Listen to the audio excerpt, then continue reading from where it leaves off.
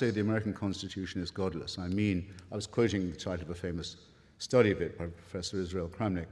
What I mean by that is to say, the US Constitution only mentions religion and God in its preambles when it means to say the ways in which they must be kept out of the public square. That happens to be a fact about our Constitution and the reason why we still have it. Otherwise, the Republic would have been destroyed long before. And that its First Amendment says that religion can be no business of the government, a statement no Muslim society could begin to make. Thank you. From North Carolina.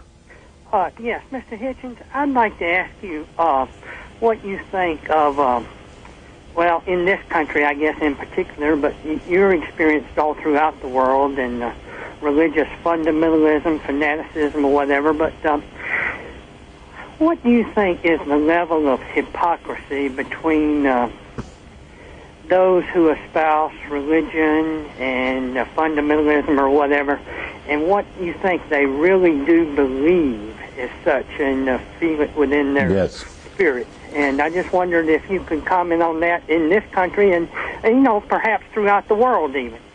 Yes, that's a very interesting question, and one has to ask it all the time, and it's been lent some point recently by the revelation of Mother Teresa's loss of it may not be correct to say exactly total loss of faith, but great loss of conviction, of certainty in her faith.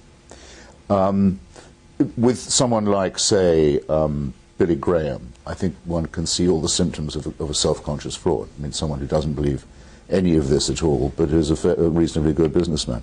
I have a reason for thinking that, apart from the terrible appearance that he gives in public, I mean, the appallingly phony appearance, I mean to say. There was a Canadian Billy Graham, a contemporary of his, who north of the border was that crusade embodied, called James Templeton, who wrote a memoir about the point when he himself realized that what he was talking was complete nonsense, and no sensible person could believe it. And he went to Billy Graham and said, well, look, here's what's happened to me. Can you really go on saying this stuff? And Graham basically says, it's too late to stop now.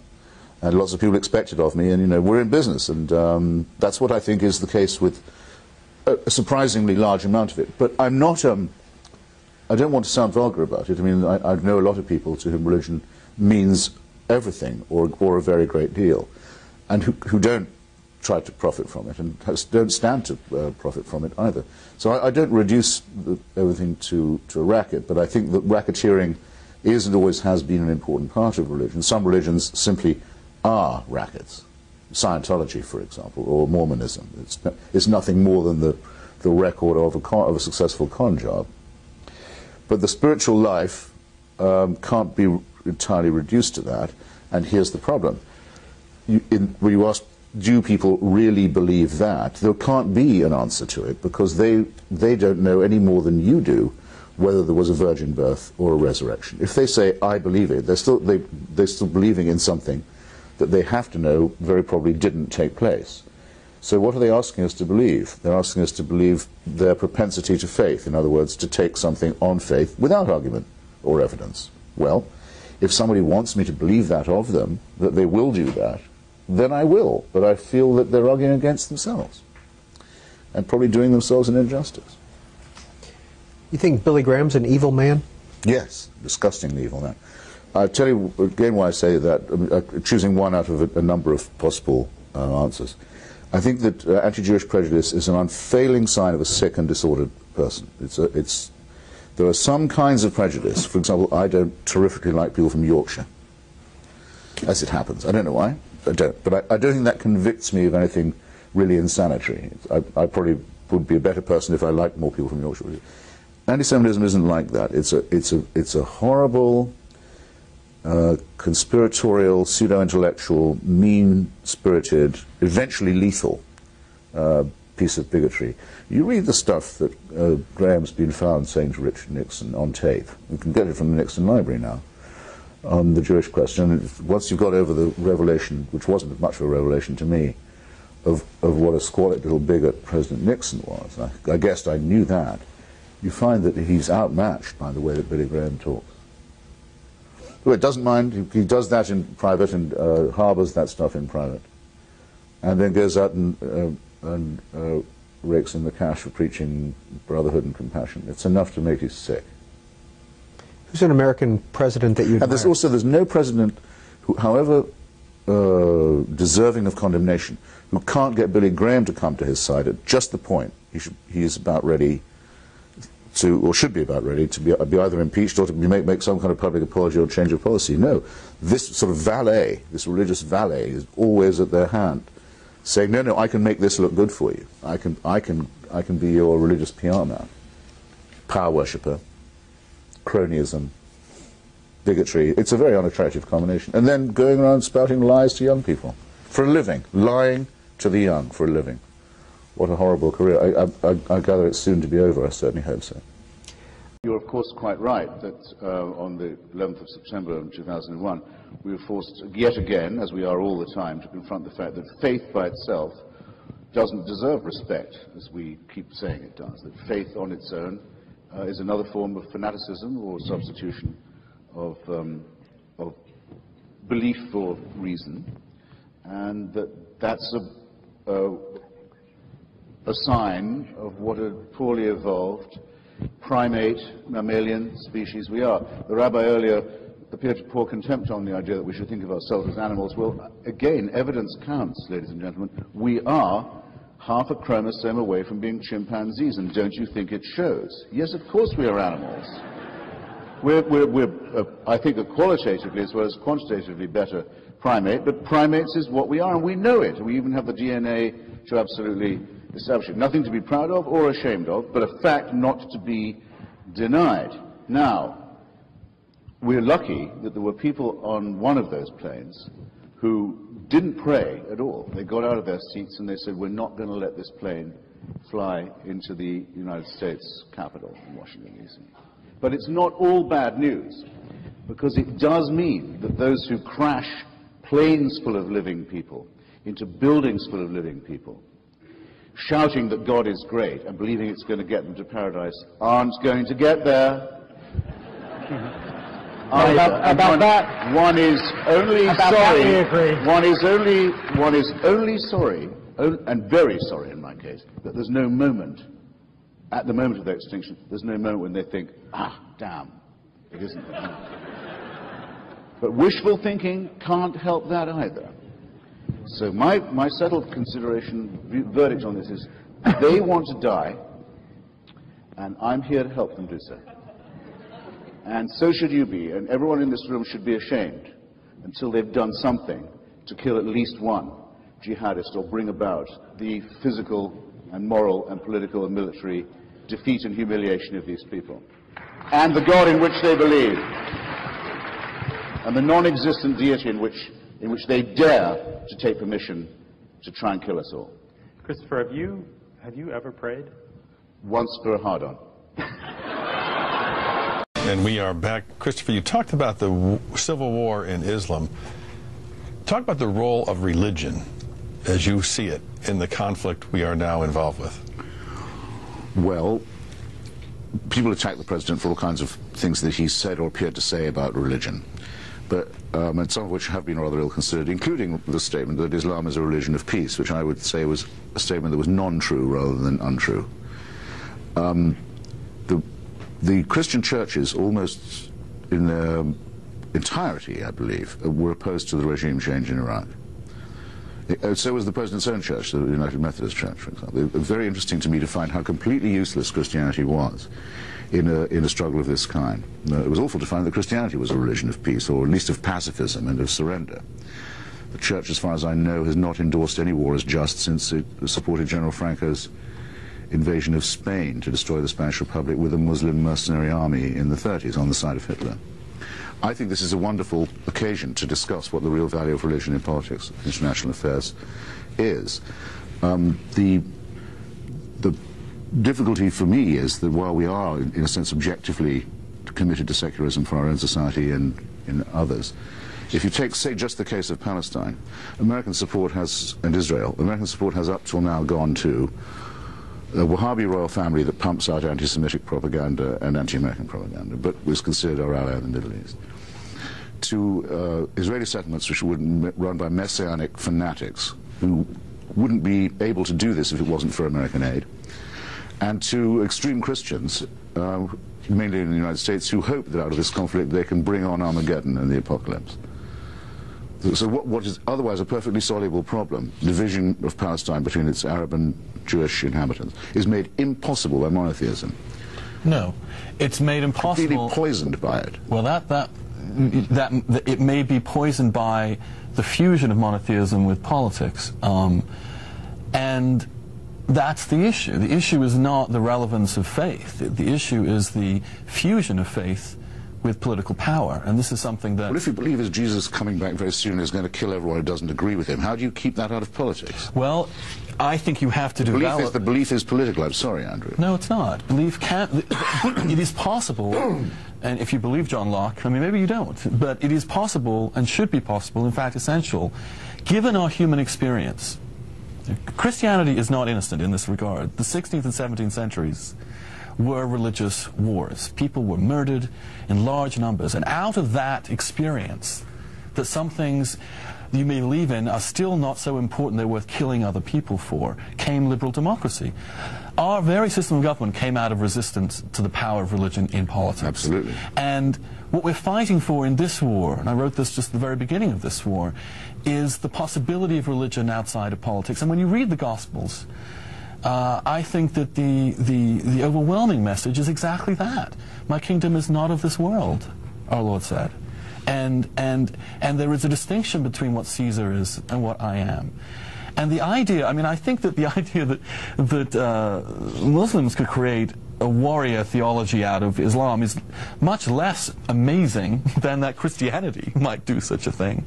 And I also believe that that kind of fundamentalism and zeal, in which you think your truth is so important, you should kill another person to save his soul, is as dangerous in this country as it is anywhere else. It's not gotten to the same length, but I see the same glint in the eye of someone like Jimmy Swaggart or Pat Robertson and some of the forces that this president is riding to victory on. And I worry.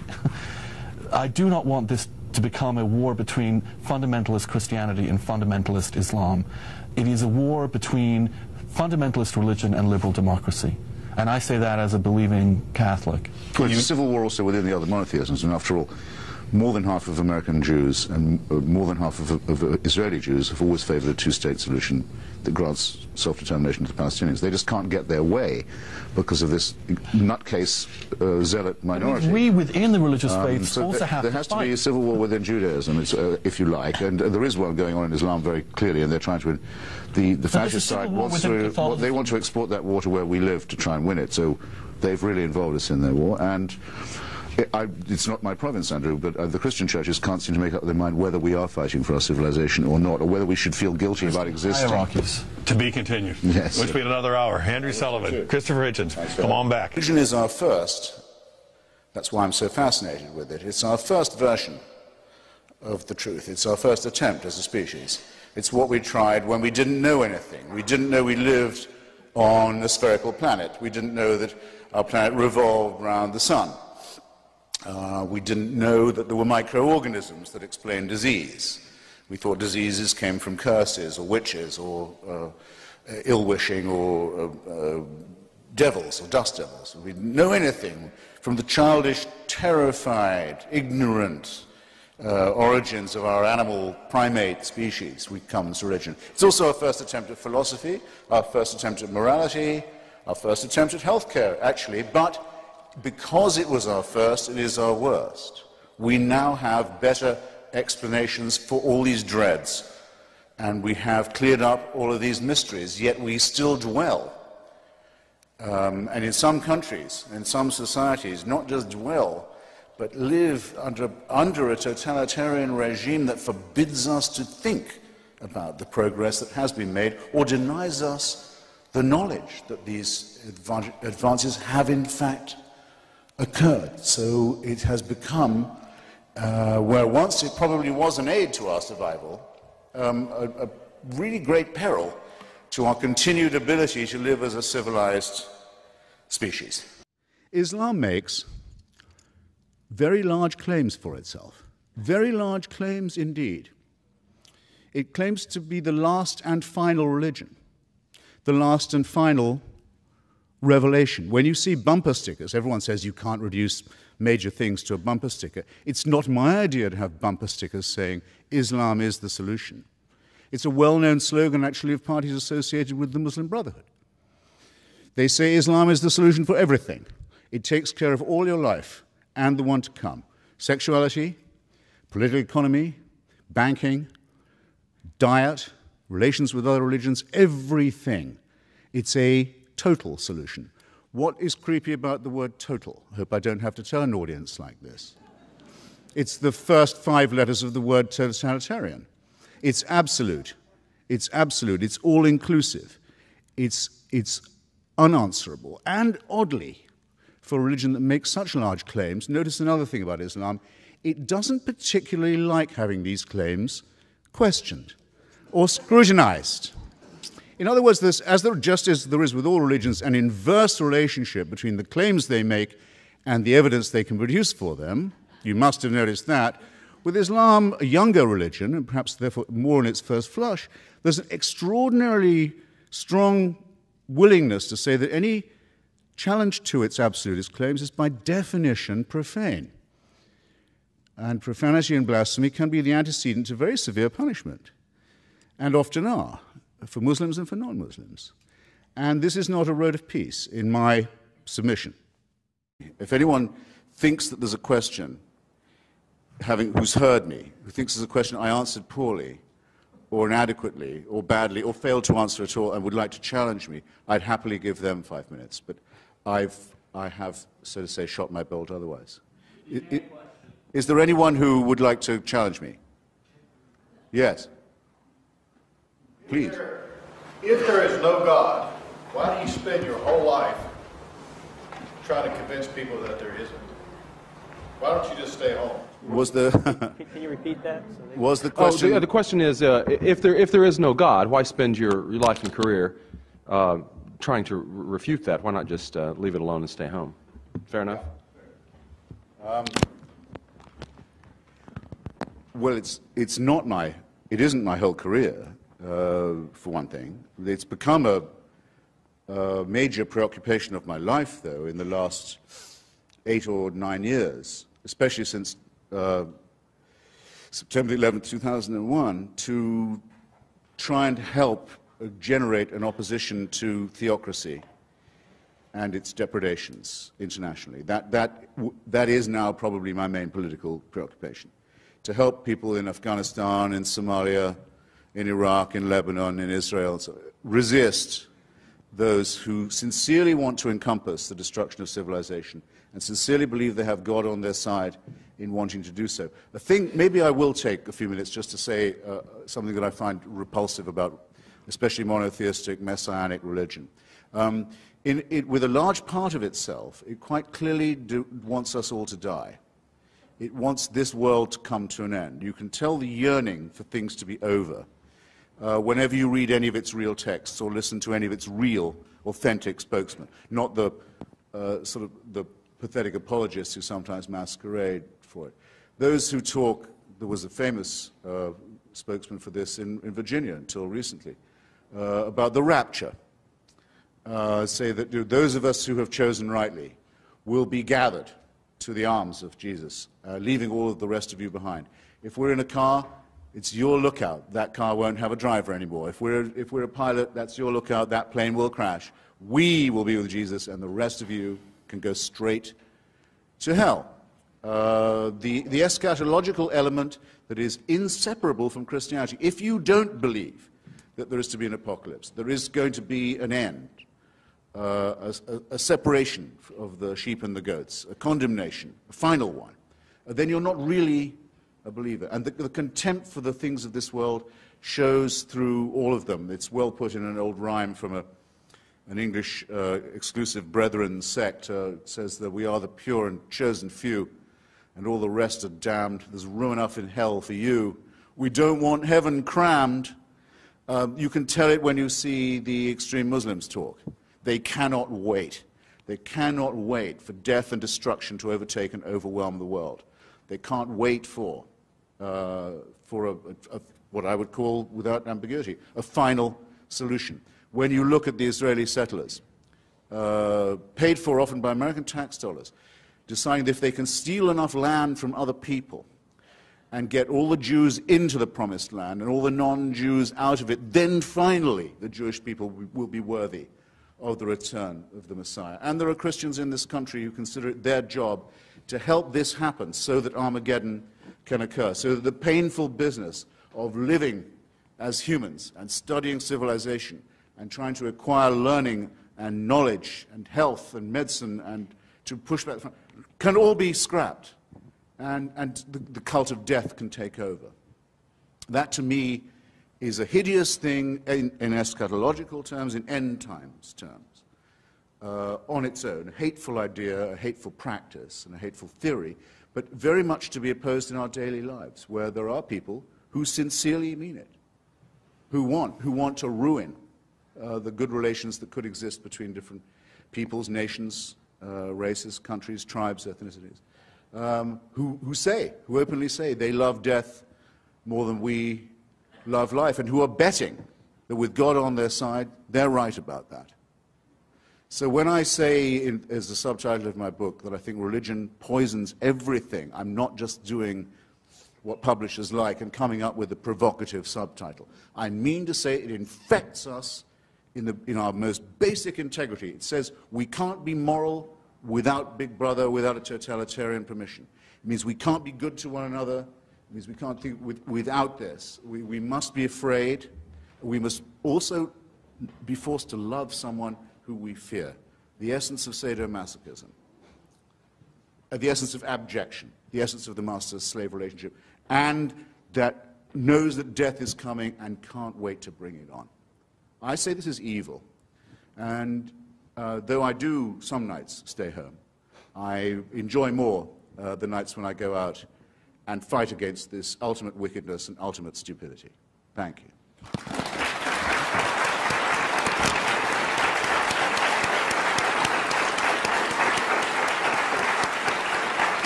Christianity say, those laws can be suspended, and in your favor too, if you make the right prayers and propitiations and sacrifices. There can be, a virgin can conceive, a dead body can walk again, your leprosy can be cured, the blind can see. Nonsense. It's not moral to lie to children. It's not moral to lie to ignorant, uneducated people and to tell them that if they will only believe nonsense, they can be saved. It's immoral. Not until gentle Jesus, meek and mild, are you told, if you don't make the right propitiations, you can depart into everlasting fire. That one of the most wicked ideas ever preached, and one that's ruined the lives and the peace of mind of many, many children, preached to them by vicious, child-hating old men and women in the name of this ghastly cult which we're met here to discuss tonight. I don't need 2 minutes to finish with this religion, but thanks. In order to believe the Christian message, you have to believe this. For those 100,000 years, people were born, died, usually, many of them, in childbirth, either the mother or the child. At life expectancy, perhaps 20 years, 25. Died of microorganisms they didn't know existed. Genesis doesn't mention them because the people who write Genesis don't know there are microorganisms. Earthquakes would have been terrifying. Tsunamis, volcanoes, mysterious events. War and famine superimposed on this. You can all fill out this picture for yourselves, I'm sure. That was our life. For tens of thousands of years, on and on it went. Maybe a gradual upward curve of a sort. We seem to have made some progress, very painfully, and with infinite suffering and labor, and with our solidarity still intact. Now here's what you have to believe. You have to believe that heaven watched that for 98,000 years. And after 98,000 years decided 2,000 years, it may be time to intervene. And the best way of doing that would be to have a filthy human sacrifice in a very remote part of Palestine. And the news of this has still not penetrated to the rest of the world, and I don't think will be believed when it does, and isn't believed by me, and can't be believed by a thinking person. Why is the leader of Egypt's huge Christian minority suddenly compelled to make a TV appearance? Because one of his bishops had said in an interview that he thought that some of the verses of the Quran showed signs of having been added later on and to have been later accretion. And Pope Shenouda was forced onto the television to say, it's not that that didn't happen, it's it couldn't have happened. It shouldn't even be discussed. so that it has to be claimed even by non-Muslim subjects of a Muslim state that there is, after all, because no Christian claims this about the Bible anymore, no Jew claims it about the Pentateuch, after all, yes, there is just one book that's completely word and letter perfect from the first time it was not even written down, but recited. Now, demands that you believe the impossible do not lead to peaceful outcomes, nor do they lead to peaceful or tolerant regimes. And I'm not going to ask you which Muslim country you would like to live in. I don't know whether Professor Ramana will tell us which one he would pick if he had to, because I don't have to ask you a question like that, because it's already in your mind. Racketeering is and always has been an important part of religion. Some religions simply are rackets.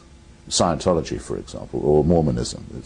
It's nothing more than the record of a successful con job. But the spiritual life can't be entirely reduced to that, and here's the problem. When you ask, do people really believe that, there can't be an answer to it, because they don't know any more than you do whether there was a virgin birth or a resurrection. If they say, I believe it, they're still believing in something that they have to know very probably didn't take place.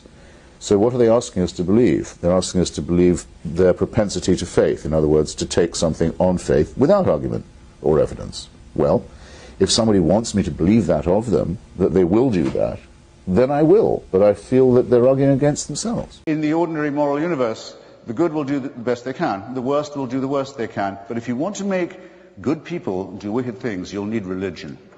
Now, I've got now 1 minute and 57 seconds to say why I think this is very self-evident in our material world. Let me ask Tony again, because he's here, and because the place where he is seeking peace is the birthplace of monotheism. So you might think it was unusually filled with refulgence and love and peace. Everyone in the civilized world has roughly agreed, including the majority of Arabs and Jews and the international community, that there should be enough room for two states, for two peoples in the same land. I think we have a rough agreement on that. Why can't we get it? The UN can't get it. The US can't get it. The Quartet can't get it. The PLO can't get it. The Israeli parliament can't get it. Why can't they get it? Because the parties of God have a veto on it, and everybody knows that this is true. Because of the divine promises made about this territory, there will never be peace, there will never be compromise. There will instead be misery, shame, and tyranny, and people will kill each other's children for ancient books and caves and relics. And who is going to say that this is good for the world? And that's just the example nearest to hand. Have you looked lately at the possibility that we used to discuss as children in fear?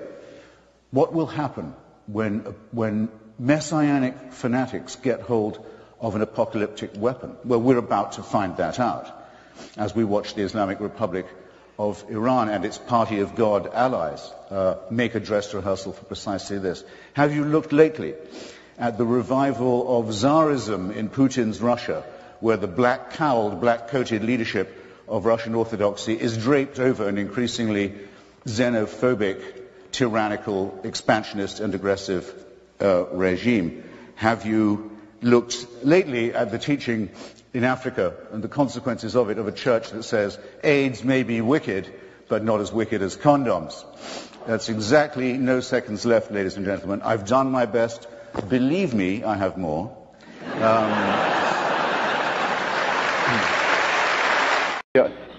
As I've said, I think that all religions are wrong in the same way, in that they privilege faith over reason, but they're not all equally bad in the same way all the time. I mean, if I'd been writing in the 1930s, I would certainly have said that the Roman Catholic Church was the most dangerous religion in the world because of its open alliance with fascism and anti-Semitism, which the damage from that our culture has never recovered from and never will. But at the moment, it's very clear to me that the most toxic form that religion takes is the Islamic form. The horrible idea of wanting to end up with Sharia, with a religion-governed state, a state of religious law, and that the best means of getting there is jihad, holy war, and that Muslims have a special right to feel aggrieved enough to demand this, I think is an absolute, obscene, wickedness, and I think their religion is nonsense. And in its entirety? In its entirety. The idea of God speaks to some illiterate merchant warlord in Arabia, and he's able to write this down perfectly, and it contains the answers to all human. Don't waste my time. It's bullshit. But you're saying the same about it. Also, that God speaks. The Archangel Gabriel speaks only Arabic, it seems. I just want to say, in retrospect, you were very civil, actually. I don't know what I was thinking.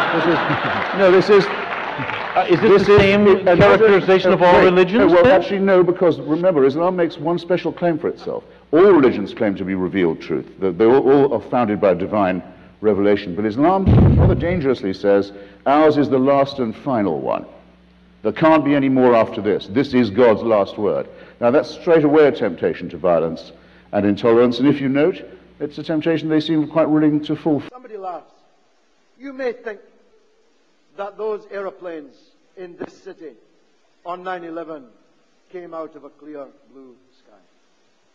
I believe they emerged out of a swamp of hatred created by us. I believe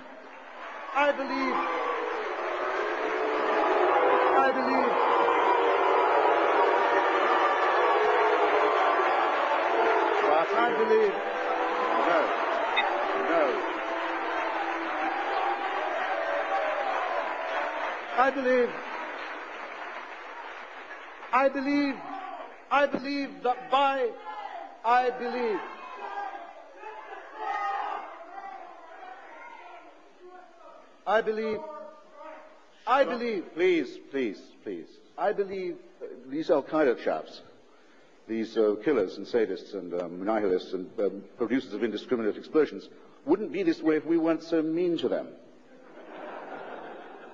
Now, it's true some of them, Mr. Zarqawi, their leader, of course, the bin Ladenist leader, was in Iraq before, and was well known to have been in Iraq under the rule of Saddam Hussein. And I can tell you that no one gets in and out of Iraq at that level without the president knowing. And it's also true that a group affiliated with him, the Ansar al-Islam, a fundamentalist group, thought that its main job was to kill the Kurdish leadership in northern Iraq, the elected leadership, which is a strange target, I think, for a holy war.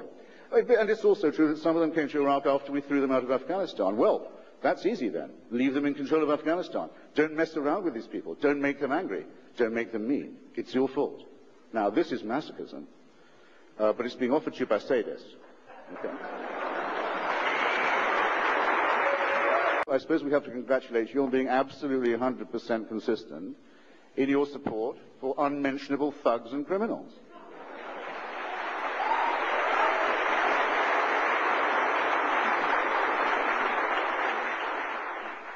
And I should thank him, by the way, for eliciting, or allowing me to elicit, or you, perhaps, ladies and gentlemen, to elicit from him what I feared, but didn't hope, but in other words, a full declaration of support for the campaign of sabotage and murder and beheading that has taken the lives of brave journalists, demolished the offices of the United Nations. Are there no depths to which you will not sink? Demolished the offices of the United Nations and the Red Cross. Are there any depths to which you will not sink? Shot down senior clerics outside their places of worship, and continues as a campaign of mayhem to this day. Are there no depths to which you will not sink? Mr. Galloway may have enough in his memory as a socialist, the name that he's begun